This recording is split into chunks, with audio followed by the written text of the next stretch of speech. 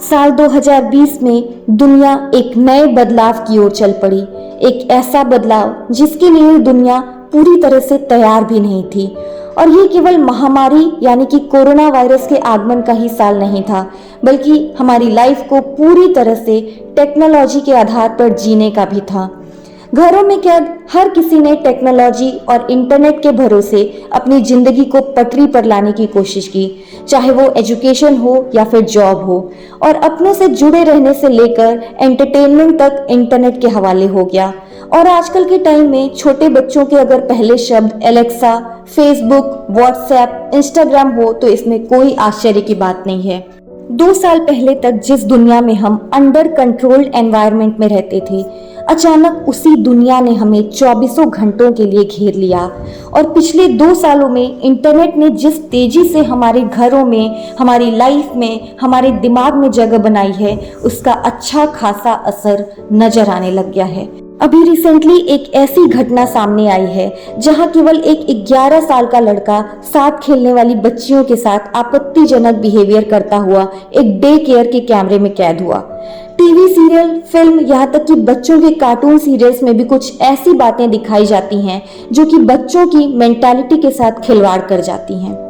इस घटना की पता चलने पर दोनों ही फैमिलीज से इनके पेरेंट्स को बुलवाया गया। ये घटना जहां दोनों के लिए एक झटका था, वहीं डे केयर वालों के लिए एक दूसरी परेशानी सामने लाई।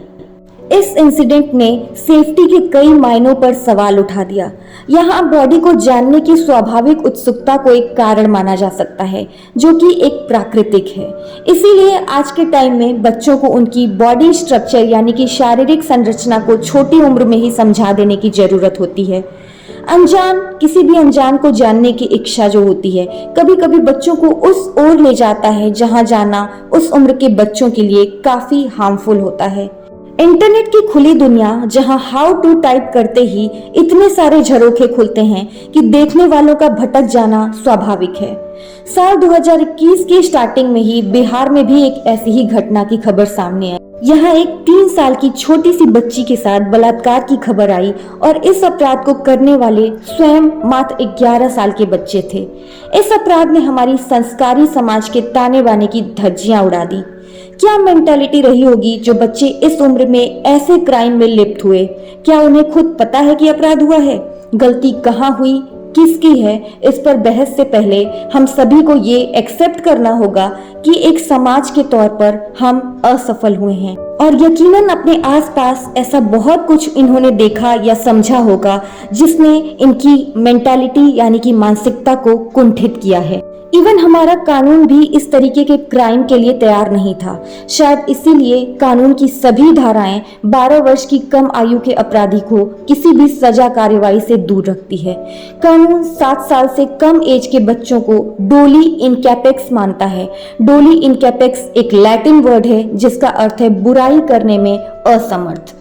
कानून में डोली इनकैपेक्स का उपयोग उस व्यक्ति को डिस्क्राइब करने के लिए किया जाता है जो कि आपराधिक इरादे या द्वेष रखने में असमर्थ होता है।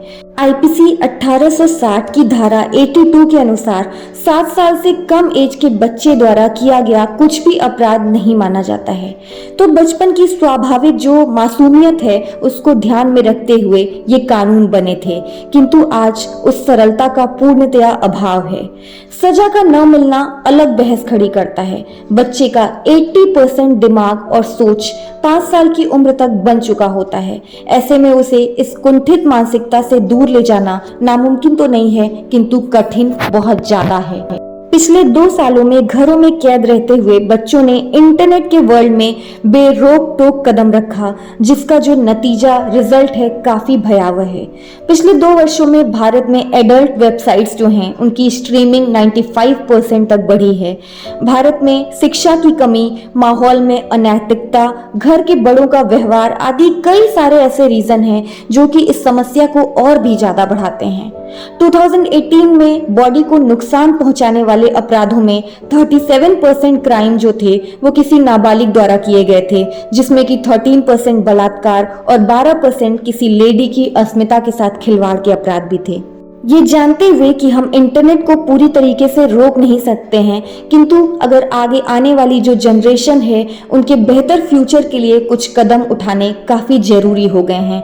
और ये समझना काफ़ी ज़रूरी है कि इस प्रॉब्लम को केवल एजुकेशन के जरिए ही हल किया जा सकता है। बच्चों की एज के अकॉर्डिंग सेक्सुअल एजुकेशन इस समय की मांग है। इससे बच्चों में उत्सुकता शांत होगी और उनके क्वेश्चंस के सॉल्यूशंस मिलेंगे। बढ़ती उम्र के साथ बच्चों के जो बॉडी में चेंजेस आते हैं उनके बारे में आपको बात करना होगा। बॉडी की संरचना को मात्र एक संरचना मानकर बच्चों को समझाएं ताकि उनकी जो उत्सुकता है वो खत्म हो सके। बच्चों को गुड टच बैड टच के बारे में बहुत छोटी एज से ही बताना हर एक माता पिता यानी कि पेरेंट्स की रिस्पॉन्सिबिलिटीज है। वहीं फिजिकल और मेंटल लेवल पर भी एक दूसरे का रिस्पेक्ट कैसे किया जाता है वो भी सिखाना काफी जरूरी है। लड़का लड़की दोनों में ही ये समझदारी होनी चाहिए और ये केवल बोल कर ही नहीं जबकि उनके सामने प्रैक्टिकली ये चीज करके ही सिखाया जा सकता है। चाइल्ड फ्रेंडली यूट्यूब किड्स को डाउनलोड करें जिसमें आपको पढ़ाई खेल आदि से रिलेटेड जो हैं सभी तरीके की इंफॉर्मेशंस मिल जाएंगी और इसे आप बेफिक्र होकर बच्चों को दे सकते हैं। सोशल मीडिया पर टाइम टू टाइम हिस्ट्री को चेक करिए और उन्हें सही गलत सबूत के साथ ही समझाइए।